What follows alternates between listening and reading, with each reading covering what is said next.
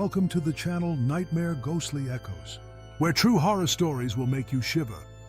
Today, we will explore 6 terrifying camping stories from the most remote lands of America. From silent forests to haunted beaches, the people in this story thought they were just going on a normal camping trip. But then they encountered things that could not be explained. Are you ready to explore these dark mysteries? Turn on the lights, invite a friend to watch and listen with you. And don't take your eyes off, because what you are about to hear may make you rethink camping forever. Hit the like button, subscribe, and ring the bell so you don't miss any of our scary stories. Let's get started. Don't camp in these places. Top 6 terrifying true horror stories. Do you dare to listen? First story, The Dark Night in the Black Hills. Think camping in the Black Hills is just a relaxing getaway with pine forests and creeks? Think again. When Emily and her friends set up camp by a remote stream, they heard a child's cry in the night and saw a figure standing motionless in the fog. But the real terror came from what they saw in the water, a pair of white, pupilless eyes calling their names. Could they escape the sacred Lakota forest, or would they be pulled into the darkness forever? My name is Emily. I'm 27 years old and I live in Denver, Colorado. In the summer of 2024, my boyfriend Jake, our 2 close friends Sarah and Ethan, and I decided to go camping in the Black Hills of South Dakota. We were all city folks, tired of the hustle and bustle, and craving a weekend to reconnect with nature. Jake found the perfect spot through a Facebook group for adventure travelers, a secluded clearing deep in the Black Hills near a small creek miles away from any town. People said the area was breathtaking, with rolling hills covered in pine forests and massive granite boulders. But there were also whispers about the Black Hills, that it was a sacred place for the Lakota people, and that those who camped there too long often encountered strange things. We laughed off those stories. We were young, loved the outdoors, and just wanted a weekend of beer, campfires, and good times. But that night, I learned there are things in the woods that can't be explained, and sometimes you shouldn't stay too long. We left Denver on Friday morning, piling camping gear into Jake's Jeep Cherokee. Sarah brought a Bluetooth speaker for music, while Ethan, always the prepared one, packed a first aid kit, a hunting knife, and even a small handgun. In case we run into a bear, he joked, but his eyes were serious. After 5 hours of driving through endless highways, we turned onto a winding dirt road leading into the Black Hills. The road signs were faded, and our GPS started glitching. My phone lost signal completely as we ventured deeper into the forest. "Welcome to the land of no technology," Sarah laughed, but I noticed Jake gripping the steering wheel a bit tighter. Finally, after an hour on the bumpy dirt road, we reached the clearing by the creek. The scenery was stunning. Towering pines, crisp air, and the gentle sound of water flowing. In the distance, a granite cliff covered in green moss loomed, giving the place a majestic yet isolated feel. There were no signs of other people, no cars, no tents, nothing. "This is exactly what we needed," Jake said, stepping out of the Jeep and taking a deep breath. We set up 2 large tents, one for me and Jake, one for Sarah and Ethan. Then we walked around, taking photos by the creek and exploring the forest's edge. Ethan found a narrow trail leading deeper into the woods, overgrown with weeds, as if no one had walked it in years. "How about we check it out tomorrow?" he suggested, his eyes lighting up. I shook my head. "Let's stick around here. Going too far doesn't feel safe." Jake agreed, and we headed back to set up the campfire. That evening, we built a big fire, grilled hot dogs, and cracked open some beers. Sarah played country music on her speaker, and we laughed, swapping stories about our college days. But as the sun set, the air turned freezing, and a thick fog began rolling down from the forest. "Why is it so cold?" Sarah shivered, pulling her sweater tighter. Ethan teased, "Watch out, Bigfoot might come snatch you." We laughed, but I felt a twinge of unease. There was something in the air, like the forest was watching us. The wind whistling through the pines sounded like whispers, and I couldn't shake the feeling that we weren't truly alone. Around 10 p.m., we crawled into our tents to sleep. I lay next to Jake, listening to the wind howling through the pines. Suddenly, I heard a strange sound, like a soft scratching, as if fingernails were scraping against the tent's fabric. I sat up, straining to listen. "Jake, do you hear that?" I whispered, my voice trembling. Jake yawned.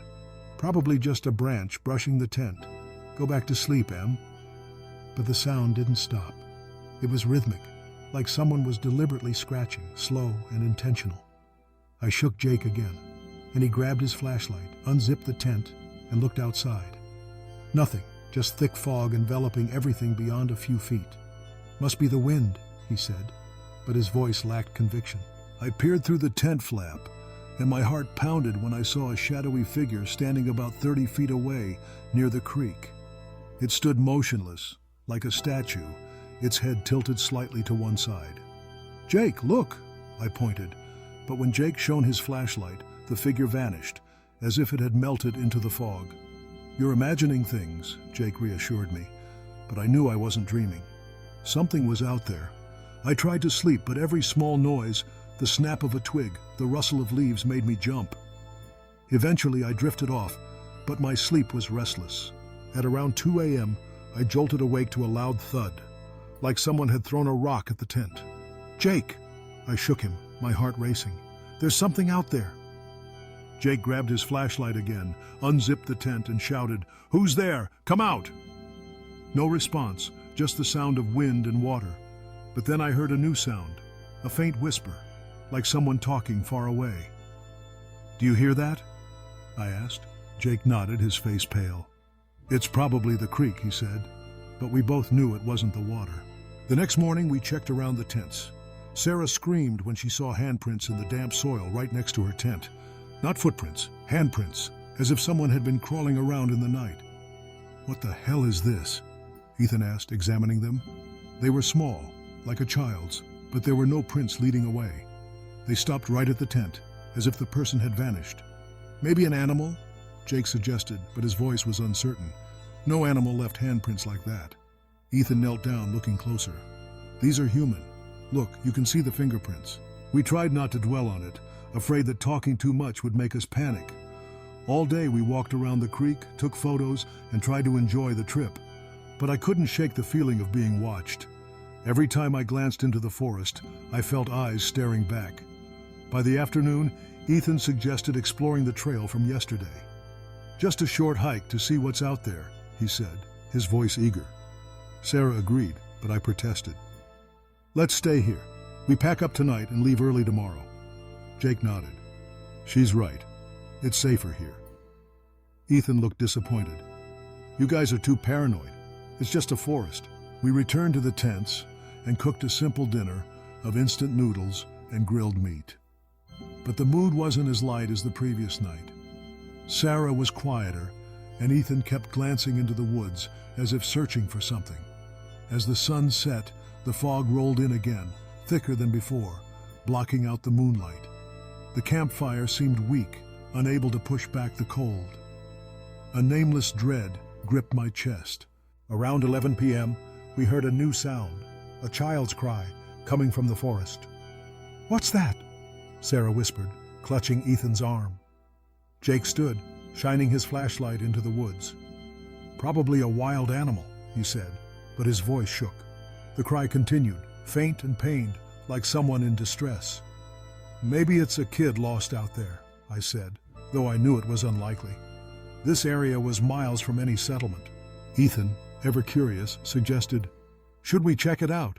If someone needs help, we can't just ignore it." I objected fiercely. "No way. It's safer here. If someone's out there, they'll come to us." Sarah nodded frantically, but Ethan pressed. "Just a quick look. We've got the knife and gun."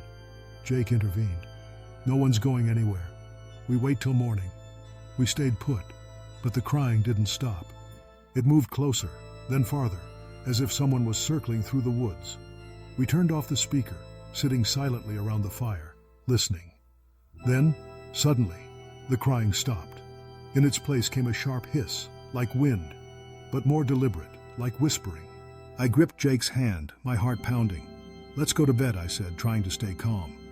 We crawled into our tents, but no one slept. Around 1 a.m., I heard footsteps, slow, steady, right outside the tent. I shook Jake, whispering, "Someone's out there." Jake grabbed his flashlight, but its beam only cut through the fog, revealing nothing. The footsteps paused, then resumed, circling the tent. Sarah screamed from the other tent. "Do you guys hear that? Someone's out there!" Ethan unzipped their tent, shouting, "Who's there? Show yourself!" No response, just the sound of wind and snapping twigs. Then, a loud bang, like something heavy hitting Sarah and Ethan's tent. Sarah screamed again, and Ethan bolted outside, knife in hand. "Don't, Ethan!" I yelled, but he was already gone, disappearing into the fog. Jake ran after him, leaving Sarah and me in the tent. We clung to each other, trembling, listening to the fading footsteps. Ethan and Jake returned after 10 minutes, panting. "No one's there," Jake said, his face pale. Ethan shook his head. "Something's wrong. I saw a figure run into the woods, but it didn't look human." Sarah started crying. "We have to get out of here." But the fog was too thick to drive. "Wait till morning," Jake said. "Just a few hours." We huddled in my and Jake's tent, holding each other for warmth. Suddenly Sarah screamed, "Where's Ethan?" We realized Ethan had gone out to grab more firewood without saying anything. "Ethan!" Jake shouted, opening the tent. No response. We grabbed all our flashlights, calling his name, but only the wind answered. In a panic, we decided to search for him, though I knew it was a bad idea.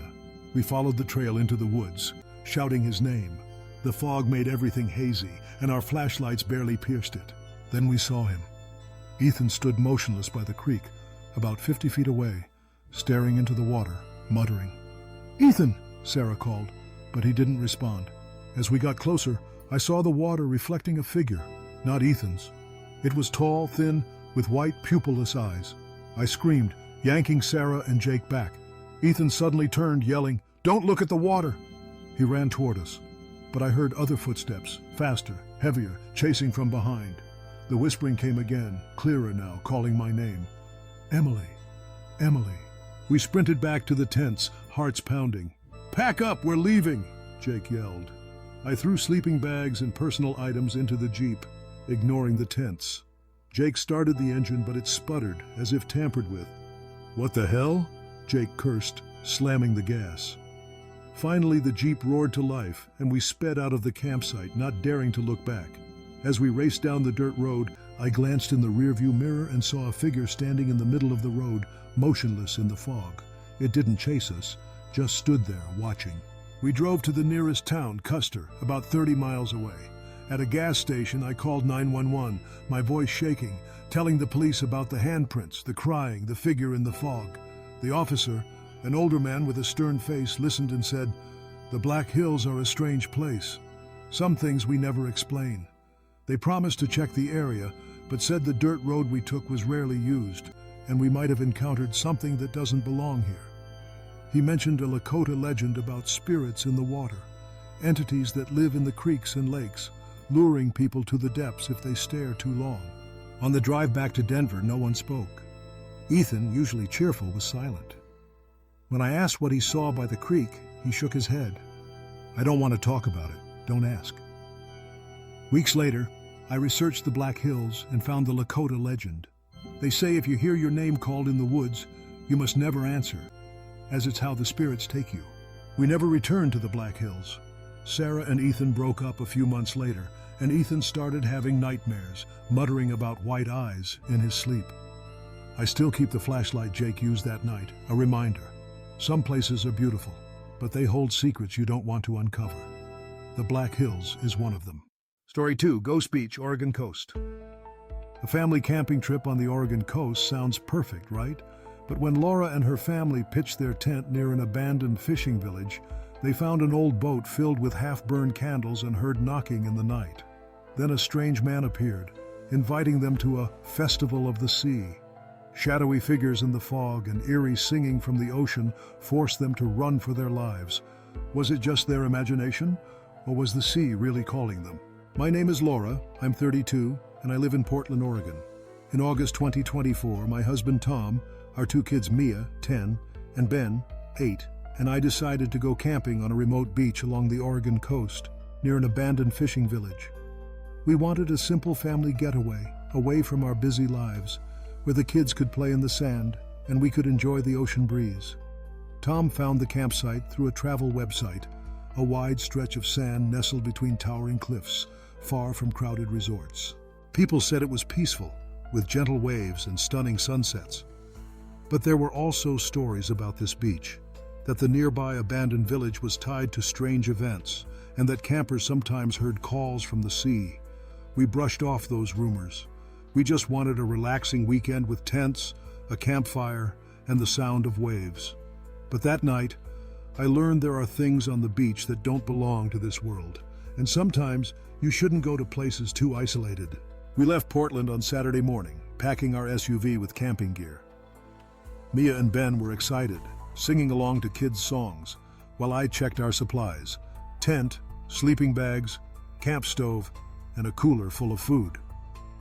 Tom brought a heavy-duty flashlight and a multi-tool knife. "Just in case we need to cut rope or something," he said, winking. After 3 hours driving along Highway 101, we turned onto a narrow road leading to the beach.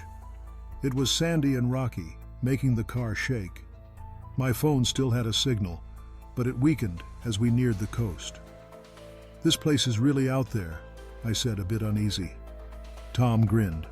"That's the point of camping, hun." Finally, we reached the campsite, a wide sandy beach between two high cliffs, with waves lapping gently at the shore. In the distance, I saw the ruins of the abandoned fishing village. Rotting wooden shacks, torn nets, and an old boat tilted on the sand. The scene was beautiful but eerie, like time had forgotten this place. "Mom, is this place haunted?" Ben asked, wide-eyed. Mia teased him. "Don't be a scaredy cat, it's just old houses." We laughed, but I felt a twinge of unease. There was no one else here. No cars, no people, just us and the ocean. We set up our tent near a large boulder to block the wind, and the kids ran to the shore, building sandcastles and chasing waves. Tom and I prepared a campfire, grilling sandwiches for lunch. That afternoon, we walked along the beach, collecting seashells and taking photos. Near the village, I noticed a small wooden boat washed ashore, containing a few half-burned candles and a coil of old rope.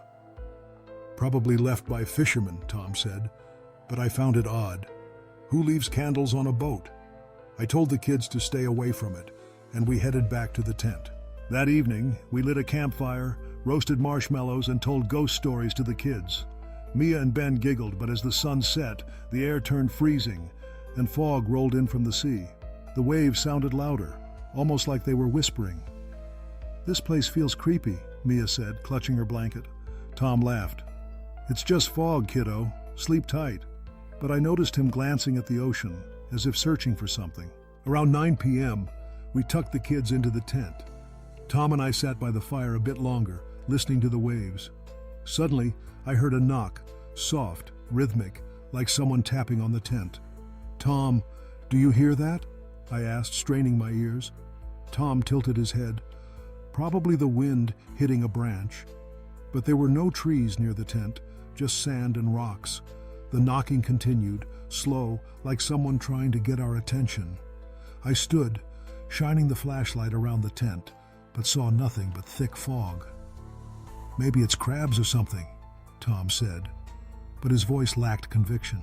We crawled into the tent, lying next to Mia and Ben. I tried to sleep, but the knocking persisted, sometimes closer, sometimes farther. Around midnight, I woke to a new sound, a faint singing coming from the sea.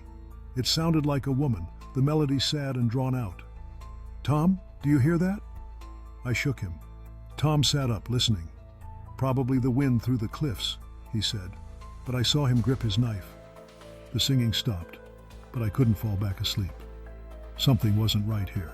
The next morning, we checked around the tent. Ben screamed when he saw footprints in the sand, leading from our tent to the shore.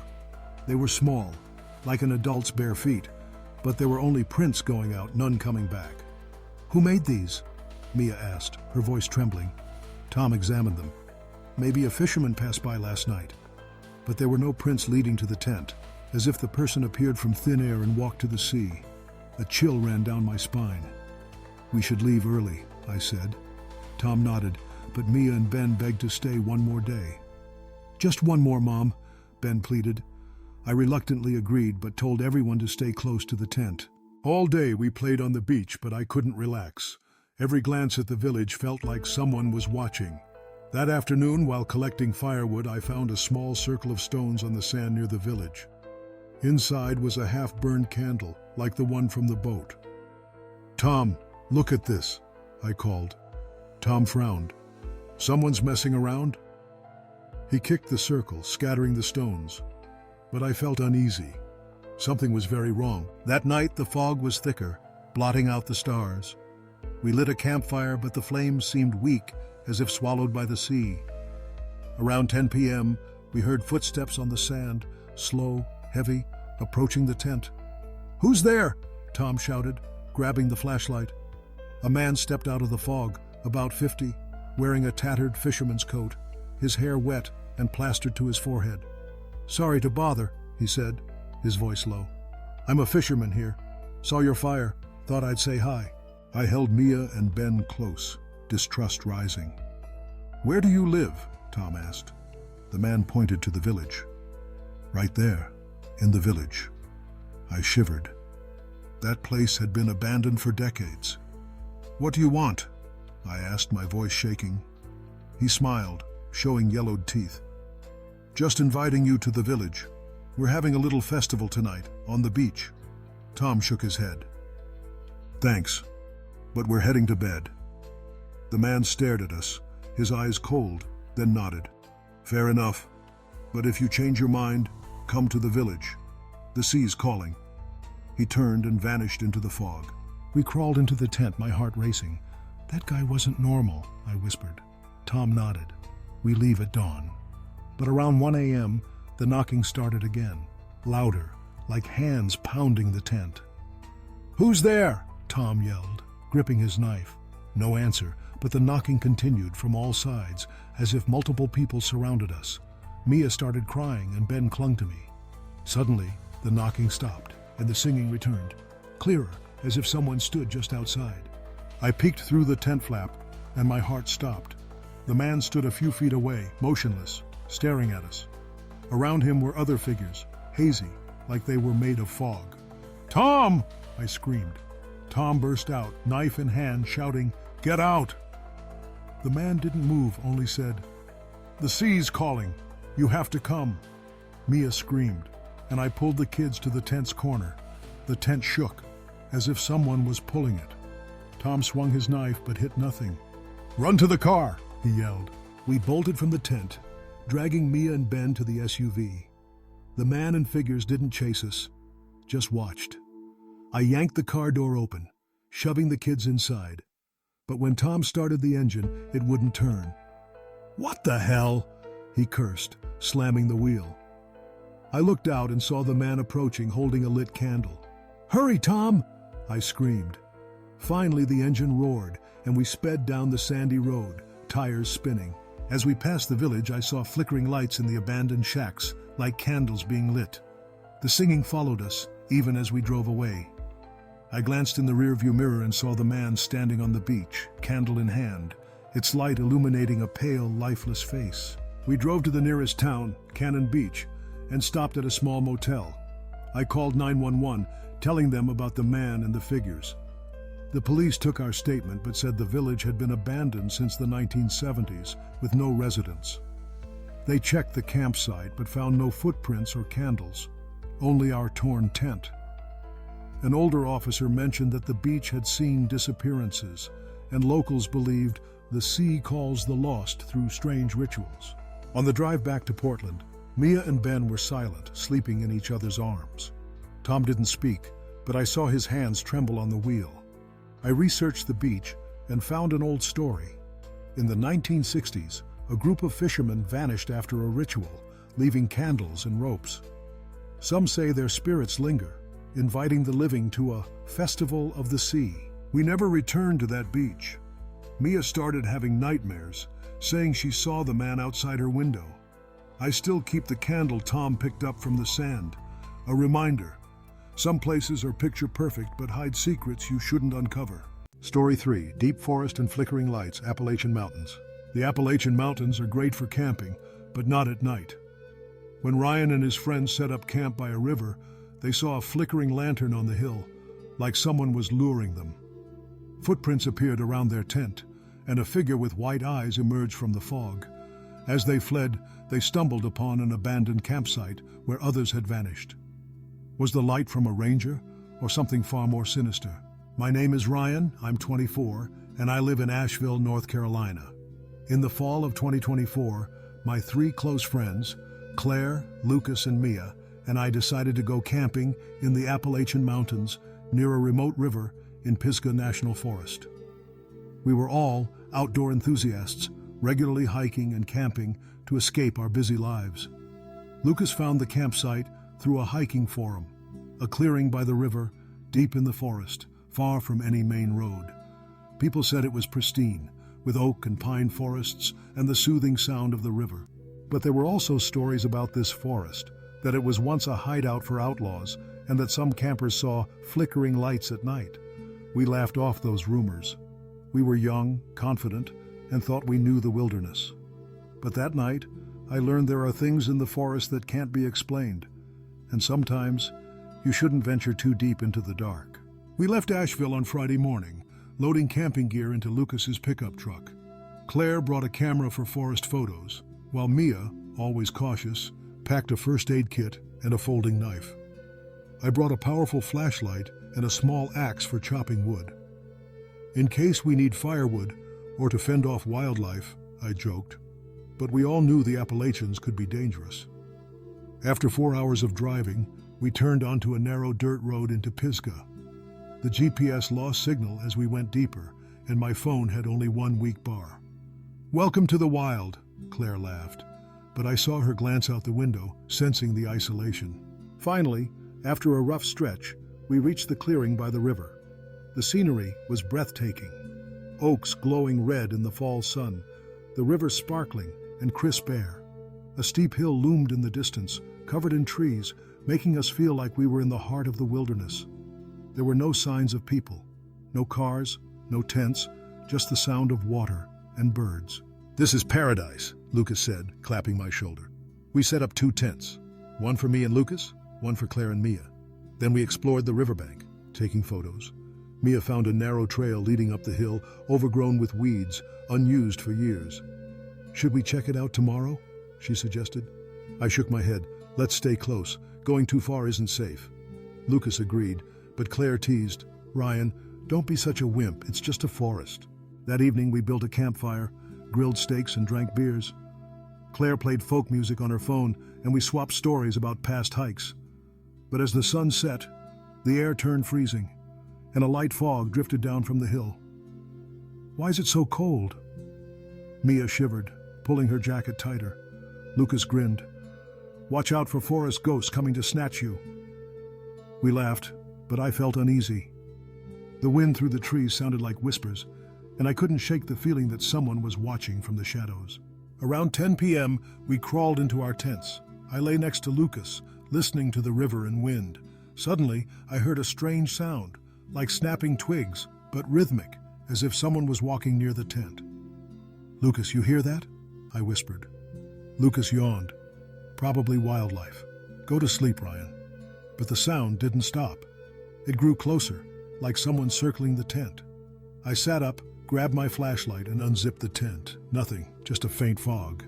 "Maybe a deer," Lucas said, his voice shaky. I looked out, and my heart raced when I saw a flickering light far up the hill. It was small, like a lantern moving slowly through the trees. "Lucas, look!" I pointed. Lucas squinted. "Maybe a ranger?" But the light vanished when I tried to look closer. "Probably my eyes playing tricks," I said, reassuring myself. But I couldn't sleep. Every sound, rustling leaves, flowing water, made me jump. At 2 a.m., I woke to a loud thud, like a rock hitting the tent. "Lucas!" I shook him. "Something's out there." Lucas grabbed his flashlight, shouting, "Who's there? Come out!" No response, just wind and water. Then I heard a new sound, a faint whisper, like someone talking far away. "You hear that?" I asked. Lucas nodded, his face pale. "Probably wind through the trees," he said. But we both knew it wasn't. The next morning we checked around the tents. Claire screamed when she saw footprints in the damp soil by her tent. They were large, like a man's, but only led away, not toward the tent. "Who made these?" Mia asked, her voice trembling. Lucas examined them. Maybe someone passed by last night, but there were no prints leading to the tent, as if the person appeared from nowhere and walked up the hill. "We should leave early," I said. Claire nodded, but Lucas and Mia wanted one more day. "It's just footprints, Ryan. Don't freak out," Lucas said. I reluctantly agreed, but told everyone to stay close. All day we walked along the river, taking photos and trying to enjoy ourselves. But I couldn't relax. Every glance at the hill felt like eyes staring back. That afternoon, while gathering firewood, Mia found a pile of stones arranged in a circle near the river. Inside was a tattered piece of cloth, like part of a jacket. "Who did this?" she asked. Lucas shrugged. "Maybe old campers." But it felt wrong. The cloth looked torn, and the circle wasn't random. That night the fog was thicker, blocking the moonlight. We lit a campfire, but the flame seemed weak, swallowed by the forest. Around 10 p.m., we saw the flickering light again, closer now on the hill. "What's that?" Claire whispered, clutching Mia's arm. I stood, shining my flashlight, but it couldn't pierce the fog. "Maybe a ranger," Lucas said, his voice shaky. The light moved slowly, like someone carrying a lantern through the woods. Lucas, always curious, suggested, "Should we check it out? If it's a ranger we can ask." I protested. "No way, it's safer here." Claire agreed, but Lucas insisted. "Just a short look. We've got the knife." I reluctantly agreed to go with Lucas, leaving Claire and Mia at the tents. We followed the trail, flashlights cutting through the fog. The light stayed ahead, but every time we got close, it moved farther. "This isn't normal," I whispered. Lucas nodded, gripping his knife. Then we saw it, a figure under a tree, holding an old lantern, its yellow light flickering. "Hey!" Lucas shouted, but the figure didn't respond. It turned, and I saw its eyes, white, no pupils. I screamed, pulling Lucas back. Heavy footsteps chased us, along with whispers. "Ryan! Lucas!" We sprinted to the tents, hearts pounding. Back at the tents, Claire and Mia were panicking. "The tent's been messed with!" Claire shouted. Their gear was scattered, and a strange dagger was stuck in the ground inside the stone circle Mia found. "We're leaving now," I yelled. We threw sleeping bags and personal items into the truck. But when Lucas started the engine, it wouldn't turn. "What the hell, he cursed, slamming the wheel. I looked up the hill and saw the flickering light, closer than ever, moving fast toward us. "Run!" Mia screamed. We abandoned the tents, sprinting along the river, flashlights shaking. Footsteps followed, and the whispers became shouts. "Don't go!" I glanced back and saw the figure with the lantern, its face blurry in the fog. We ran to an abandoned campsite, tattered tents, a rotting wooden table, and signs of an old fire. "What is this place?" Claire yelled, but there was no time to answer. The light appeared behind us, and I saw the figure, tall, thin, with white eyes. Lucas shouted, "Keep running!" We stumbled through the forest, tripping over rocks and roots. Finally, we reached a dirt road where a ranger's truck was parked. We pounded on the door, begging for help. An old ranger let us in. "What's out there?" he asked. I told him about the light and figure. He shook his head. "This area had a group of campers vanish 20 years ago. Some say they still wander, carrying lanterns to find others." The ranger drove us to Brevard, the nearest town. We called the police, telling them about the light, the figure, and the dagger. They checked the campsite, but found only our torn tents and the abandoned site. No footprints, no lantern. An officer said the forest was once a hideout for fugitives, and the flickering lights were signs of those who never left. On the drive back to Asheville, no one spoke. Lucas grew quiet, and Mia started having nightmares, saying she saw the light outside her window. I researched and found a story about campers missing in 2003, leaving behind an old lantern. Locals believe they still roam, luring others into the forest. We never returned to Pisgah. I keep the dagger we found, a reminder. Some places are beautiful, but hide secrets you shouldn't touch. Story 4, Whispering in the Cave, New Mexico. Carlsbad Caverns is a dream for adventurers, but Alex and Sam never expected their camping trip to turn into a nightmare. Whispers from deep in the cave called their names. and their tent was slashed in the night. When Sam was hypnotized, running into the cave's darkness, Alex faced a figure with glowing eyes like lanterns. Could they escape the cave, or would they be pulled into the place where others had vanished? My name is Alex, I'm 29, and I live in Albuquerque, New Mexico. In the spring of 2024, my best friend Sam and I decided to go camping near the Carlsbad Caverns. We were adventure junkies, having climbed mountains, kayaked rivers, and explored wild places. Sam found the campsite through a travel blog, a clearing a few miles from the caverns, in the desert, near a dry creek bed. People said it was peaceful, with a starry sky and cool desert nights. But there were rumors about the area, that the caverns were once a hideout for fugitives, and some visitors heard whispers from deep inside. We laughed off those stories. We were explorers, equipped with good gear and fearless. But that night, I learned there are things in the dark that can't be explained, and sometimes you shouldn't go too deep into places no one knows. We left Albuquerque on Saturday morning, loading gear into Sam's Jeep. I brought a high-powered flashlight, a hunting knife, and climbing rope. Sam packed a first aid kit and a compass. "Just in case we get lost," he said, smirking. After 3 hours driving through dusty desert roads, we turned onto a narrow path to the campsite. My phone lost signal, and the GPS went blank. "Welcome to the end of the world," Sam joked, but I saw him glance at the desert, sensing the isolation. Finally, we reached the clearing, 3 miles from the cavern's entrance. The landscape was harsh but beautiful. Cacti, red desert rocks, and a dry creek bed. In the distance, the cavern's entrance loomed like a black crack in the rock. No one was here, no cars, no people, just the wind's howl. "This is the place to unplug," I said, forcing a cheerful tone. We set up our tent, checked our gear, and decided to hike to the cavern's entrance before dark. Sam brought his headlamp and rope, and I carried my knife and water. "Just a short look," Sam said. "We won't go deep." We reached the entrance, a massive hole leading to darkness. Inside was cool, with a damp earth smell. Our flashlights lit up glistening stalactites. "This is amazing," Sam said, but I felt uneasy. The air felt heavy, like the cavern was breathing. As we left, I noticed a pile of rocks arranged in a triangle near the entrance, like a deliberate marker. "Who made this?" I asked. Sam shrugged. "Probably past tourists," but it felt too neat, like a sign. That evening we built a campfire, grilled beef, and drank beers. The desert sky sparkled with stars, but I couldn't relax. The wind sounded like whispers, and I kept glancing at the cavern, feeling it watching us. "You see something?" Sam asked, noticing my tension. I shook my head. "Just tired." But I knew something was off. Around 10 p.m., we crawled into the tent.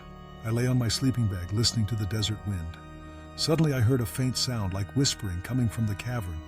It was indistinct, like distant voices, but it sent a chill down my spine.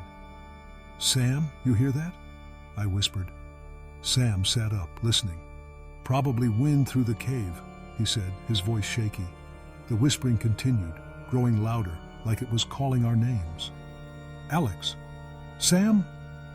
I grabbed my flashlight, unzipped the tent, but saw only darkness and desert fog.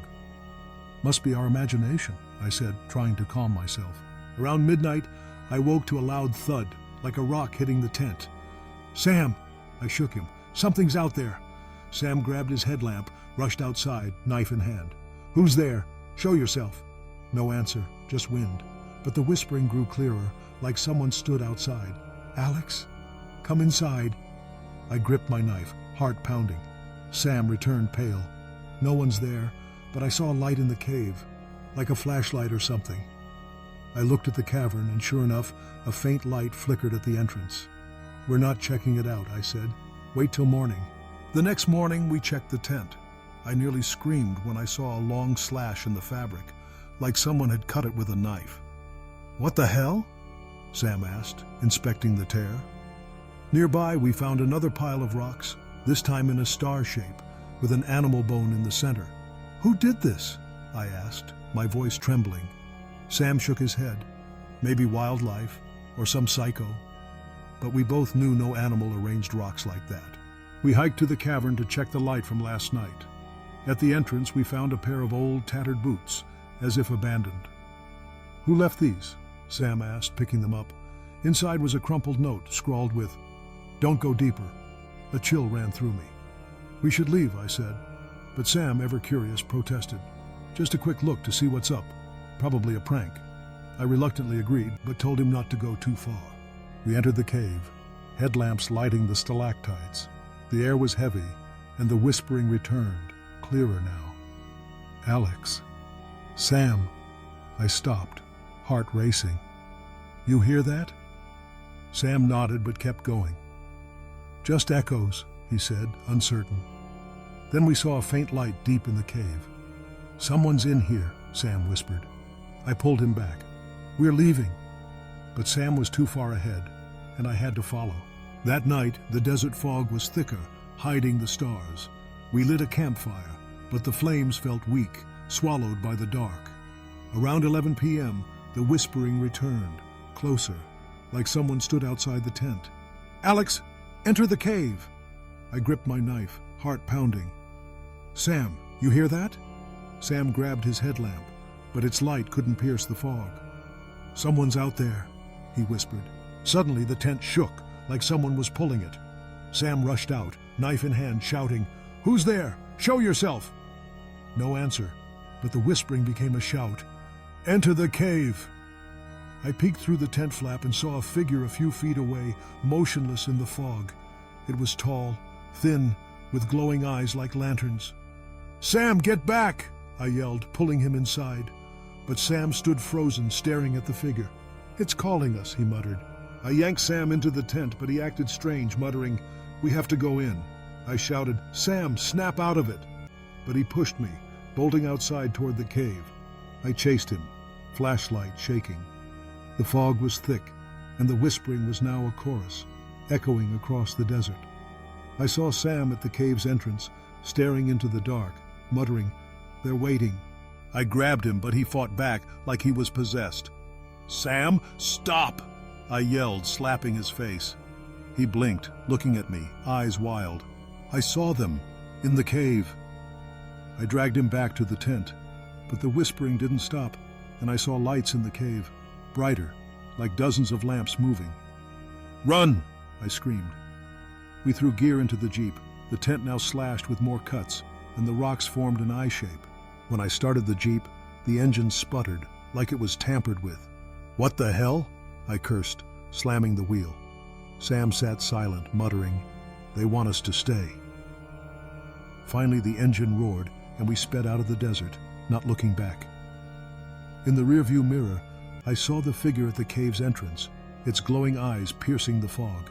We drove to Carlsbad, stopping at a gas station to call 911. I told the police about the whispers, the figure, and the slashed tent.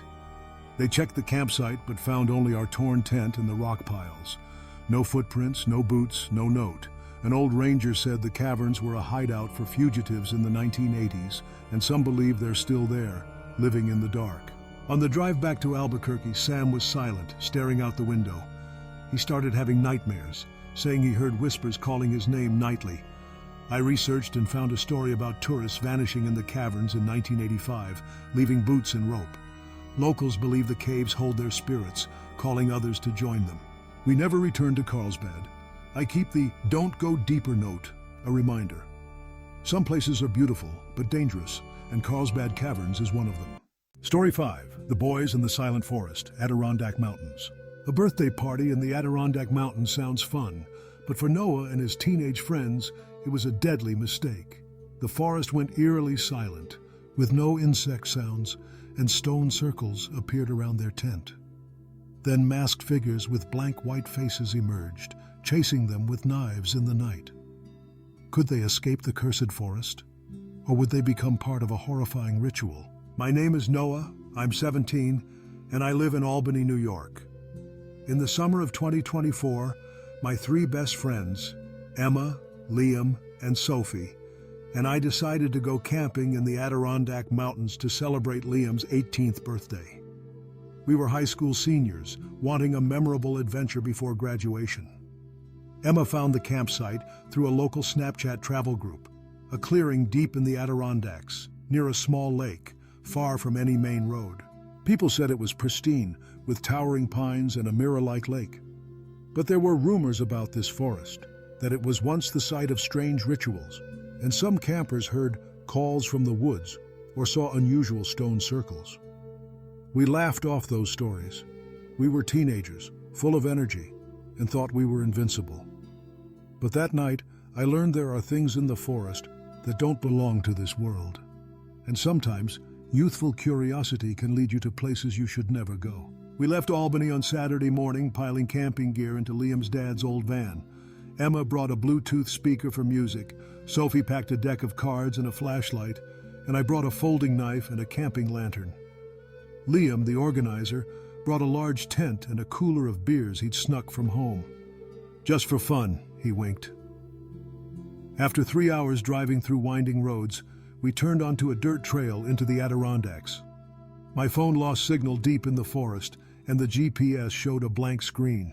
"Welcome to the no Wi-Fi zone," Sophie laughed, but I saw her clutch her phone, uneasy. Finally, after a bumpy stretch, we reached the clearing by the lake. The scenery was stunning. Tall pines, a shimmering lake, and crisp air. A forested hill loomed in the distance, making the place feel isolated. No one was here. No cars, no tents, just birds and wind. "Perfect party spot!" Liam cheered, raising a beer. We set up a large tent for all 4 of us and prepared for the birthday bash. Emma played pop music through the speaker, and we walked around the lake, taking photos and skipping stones. Sophie found a narrow trail leading into the forest, overgrown with weeds. "Should we explore it tomorrow?" she suggested. I shook my head. "Let's stay close. Going too far isn't safe." Emma agreed, but Liam teased. "Noah, stop being a grandpa. It's just a forest." That evening, we lit a campfire, grilled hot dogs, and drank beers. Liam told jokes, and Sophie taught us poker. But as the sun set, the air turned freezing, and a strange silence fell over the forest. "Why is it so quiet?" Emma asked, looking around. It was eerie. No birds, no insects, just a faint wind. "Probably the cold," Liam said, but his voice wavered. I felt uneasy, like the forest was holding its breath, watching us. Around 10 p.m., we crawled into the tent. I lay next to Emma, listening to the wind. Suddenly, I noticed the silence. No sounds from the forest, like everything had stopped breathing. "You guys notice anything weird?" I whispered. Sophie nodded. "It's too quiet. There should be crickets or something." Liam laughed. "You're all so jumpy. It's just a forest." But I saw him grip his beer can, uneasy. Around midnight, I woke to a sound, like snapping twigs, but slow, like someone walking near the tent. "Who's there?" I whispered, turning on the lantern. No answer, but the footsteps continued, circling the tent. "Liam, wake up!" I shook him. Liam grabbed his flashlight, unzipped the tent, and shouted, "Who's out there?" Nothing, just darkness and silence. But then I heard a new sound, a faint whisper, like distant voices. "Noah! Emma!" I gripped my knife, heart racing. "You hear that?" Sophie asked, trembling. Emma nodded, clutching her sleeping bag. We sat still, listening. The whispering stopped, but then a loud bang hit the tent. Sophie screamed, and Liam rushed outside, flashlight in hand. "Don't, Liam!" I yelled, but he was already in the dark. We heard him shout, "There's something out here!" He returned, pale. I saw a stone circle right by the tent. No idea who made it. The next morning we checked the tent. Liam pointed to a large stone circle a few feet away. Inside was a torn piece of cloth, like part of a jacket, and an old dagger stuck in the ground. "What the hell is this?" Emma asked, her voice shaking. I examined the dagger, rusted, like it had been here for years. "Someone's pranking us?" Liam said. But no one laughed. The circle was too perfect, like a ritual. We decided to stay another day for Liam's birthday, but I told everyone to stay close. All day we played cards and tried to keep spirits high. But the forest silence weighed on us. Every glance into the woods felt like someone watching. That afternoon, Sophie found another stone circle by the lake, with an old silver ring in the center. "Who left this?" she asked, picking it up. I shivered. "Don't touch it, Sophie, something's wrong." That night, the forest's silence was even more oppressive. We lit a campfire, but the flames felt weak, swallowed by the dark. Around 11 p.m., we heard footsteps, slow, heavy, like multiple people approaching. "Who's there?" Liam shouted, grabbing his flashlight. No answer, but the footsteps grew closer. I peeked through the tent flap and saw 3 figures a few feet away, wearing blank white masks. "Run!" I screamed, pulling Emma and Sophie. We burst from the tent, but it was slashed as we ran. "They've got knives!" Sophie yelled. Liam grabbed the dagger from the stone circle, shouting, "Get out!" The figure said nothing, advancing, their knives glinting. We ran along the lake, flashlights shaking. I tripped and a figure grabbed me, a knife at my throat. "Noah!" Emma screamed, pulling me free. Liam tackled the figure and we kept running. Footsteps chased us, and the whispers became shouts. "Stay! Stay!" We ran into the forest, stumbling over roots and rocks. Sophie was slashed on the arm, blood dripping, but she kept going. Finally, we reached a dirt road where a passing truck stopped. We waved, screaming for help. The driver, a local, let us in. "What's out there?" he asked. I told him about the figures in stone circles. He shook his head. "This forest had weird rituals years ago. Some say the masked ones still wander, looking for people to join their rites." The driver took us to Lake Placid. We called the police, reporting the figures and slashed tent. They checked the campsite but found only our torn tent and the stone circle. No footprints, no dagger, no ring. An officer said the forest was used for rituals in the 1990s, and some believe the participants are still there, keeping the rites alive. On the drive back to Albany, Sophie needed bandages for her wound, and Liam grew quiet. Emma started having nightmares, saying she saw masked figures outside her window. I researched and found a story about teenagers vanishing in the Adirondacks in 1995, leaving stone circles and masks. Locals believe the forest holds their spirits, luring others to join the ritual. We never returned to the Adirondacks. I keep the silver ring Sophie found, a reminder. Some places are beautiful, but hide secrets you shouldn't touch. Story 6, Night of Terror at the Dam, Montana. Camping by an abandoned dam in Montana sounds peaceful, but Hannah and her friends soon realized they weren't alone. The sound of rushing water echoed despite the dry dam, and a man with an axe appeared on top, chasing them. As they fled, they found traces of a village drowned under the water, and whispers from the river called their names. Could they escape the cursed dam, or would they be pulled into the darkness of its past? My name is Hannah, I'm 26, and I live in Bozeman, Montana. In the fall of 2024, my 3 friends, Ethan, Olivia, and Tyler, and I decided to go camping near an abandoned dam in rural Montana, near the small town of Harlowton. We were college students, wanting a weekend getaway before finals. Ethan found the campsite through a local camping forum, a clearing by the Musselshell River, right below the old dam. People said it was quiet, with wild scenery and fresh air.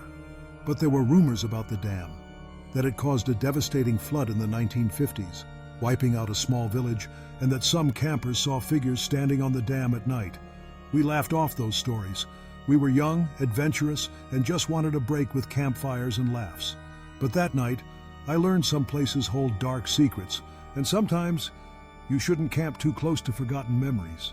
We left Bozeman on Friday morning, loading gear into Tyler's pickup truck. Olivia brought a Bluetooth speaker and a deck of cards, while Ethan, always prepared, packed a hunting knife, a first aid kit, and a small handgun. "In case we meet wildlife," he said, shrugging. I brought a large flashlight and a small axe for chopping wood. After 4 hours driving through golden wheat fields, we turned onto a bumpy dirt road to the dam. My phone lost signal completely and the GPS went blank.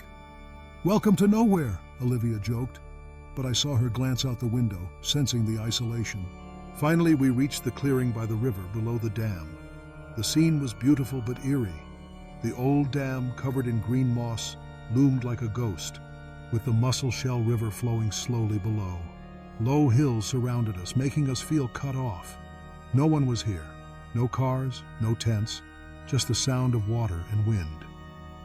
"This place is awesome," Ethan said, flashing a thumbs up. We set up 2 tents, one for me and Olivia, one for Ethan and Tyler. Then we explored the riverbank, taking photos in front of the dam. Tyler found a narrow trail leading to the dam's top, overgrown with weeds, unused for years. "Should we check it out tomorrow?" he suggested. I shook my head. "Let's stay down here. It's safer." Olivia agreed, but Ethan teased, "Hannah, don't be the group mom. It's just a dam." That evening, we built a campfire, grilled beef, and drank beers. Olivia played country music through the speaker, and we played cards, laughing. But as the sun set, the air turned freezing, and thick fog rolled down from the dam. "Why is this place so creepy?" Olivia said, pulling her jacket tighter. Tyler grinned. "Watch out for river ghosts coming to drag you under." We laughed, but I felt uneasy. The sound of the river felt like whispers, and I couldn't shake the feeling that the dam was watching us. Around 10 p.m., we crawled into our tents. I lay next to Olivia, listening to the river. Suddenly, I heard an odd sound, like rushing water, as if the dam was opening, though it had been dry for decades. "Olivia, you hear that?" I whispered. Olivia sat up, listening. "Probably the river," she said, her voice shaky. The sound grew louder, like a flood approaching. I grabbed my flashlight, unzipped the tent, but saw only the calm river and thick fog. "Must be our imagination," I said, trying to calm myself. Around midnight, I woke to a loud thud, like a rock hitting the tent. "Ethan! Tyler!" I shouted, shaking Olivia. Ethan rushed out, handgun in hand, yelling, "Who's there? Show yourself!" No answer, just the sound of water. But then I heard a new sound, a faint whisper, like someone calling from the dam. "Hannah! Ethan!" I gripped my flashlight, heart racing. "You hear that?" Olivia asked, trembling. Tyler nodded, pale. "That's not wind. Something's up there." We looked at the dam, and I saw a figure standing on top, motionless, like a statue. "What's that?" Olivia whispered. Ethan shone his flashlight, but the light couldn't pierce the fog. The figure vanished, but the whispering continued. "We stay in the tents till morning," I said, trying to stay calm. The next morning, we checked around the tents. Olivia screamed when she saw footprints in the damp soil, leading from our tent to the dam. They were large, like a man's, but only went one way, not back. "Who made these?" Tyler asked, examining them. Ethan frowned. "Maybe someone passed by last night." But there were no prints leading to the tent, like the person appeared from nowhere. "We should leave," I said. Olivia nodded, but Ethan and Tyler wanted one more day. "It's just footprints, Hannah. Don't panic," Ethan said. I reluctantly agreed, but told everyone to stay close. All day we walked along the river trying to keep spirits high, but I couldn't relax. Every glance at the dam felt like eyes watching. That afternoon, Tyler found a pile of stones arranged in a star shape by the river with a piece of wood carved with "Stay Away" in the center. "Who did this?" he asked, picking it up. I shivered. "Don't touch it, Tyler. Something's wrong." That night, the fog was thicker, hiding the stars. We lit a campfire, but the flames felt weak, swallowed by the dam. Around 11 p.m., we heard footsteps, slow, heavy, coming down from the dam. "Who's there?" Ethan shouted, grabbing his gun. No answer, but the footsteps grew closer. I peeked through the tent flap and saw a man a few feet away, holding an axe, his face hidden in shadow. "Run!" I screamed, pulling Olivia. We burst from the tent, but it was slashed as we ran. "He's got an axe!" Tyler yelled. Ethan raised his gun, shouting, "Get out!" But the man said nothing, advancing, the axe gleaming in the fog. We ran along the river, flashlights shaking. Olivia tripped, and the man swung his axe, grazing her arm, blood dripping. "Olivia!" I screamed, pulling her up. Ethan fired a warning shot, but the man didn't stop. Whispers rose like a chorus. "Stay! Stay!" We ran across the dam, stumbling on rocks and mud. I glanced back and saw the man on the dam, motionless, axe in hand. We reached an abandoned village, rotting wooden houses, sunk in mud like they'd been flooded. "What is this place?" Olivia yelled, but there was no time to answer. We kept running, finding a dirt road where a passing truck stopped. We waved, screaming for help. The driver, a local farmer, let us in. "What's out there?" he asked. I told him about the man and whispers. He shook his head. That dam flooded a village years ago. Some say the spirits are still there, guarding it. The driver took us to Harlowton. We called the police, reporting the man and slashed tent. They checked the campsite, but found only our torn tent and the abandoned village. No footprints, no carved wood. An officer said the dam caused a flood in 1957, wiping out a village, and some believe the spirits linger, protecting the place. On the drive back to Bozeman, Olivia needed bandages for her wound, and Ethan grew quiet. Tyler started having nightmares, saying he saw the man with the axe outside his window. I researched and found a story about a village drowned by the dam and a survivor who went mad wandering the area. Locals believe the dam is cursed, pulling people into its darkness. We never return to the dam. I keep the stay away wood, a reminder. Some places are beautiful but hide secrets you shouldn't touch. And there you have it, 6 terrifying camping stories from the silent forests of the Adirondacks to the cursed dam in Montana. These people just wanted a fun getaway, but they faced shadowy figures in the fog, whispers calling their names, and rituals beyond explanation. The Black Hills, the Oregon coast, Carlsbad Caverns. These places are beautiful, but they hide secrets that might make you never want to step foot there. Do you think these stories are real, or just the product of panicked imaginations? Maybe the next time you pitch a tent in the woods, you'll hear a whisper, or see a flickering light in the dark. Have you ever experienced something creepy while camping? Drop your story in the comments. We'd love to hear it. Don't forget to hit that like button, subscribe, and ring the bell for more chilling videos. Thanks for watching, and don't leave your tent at night. See you next time.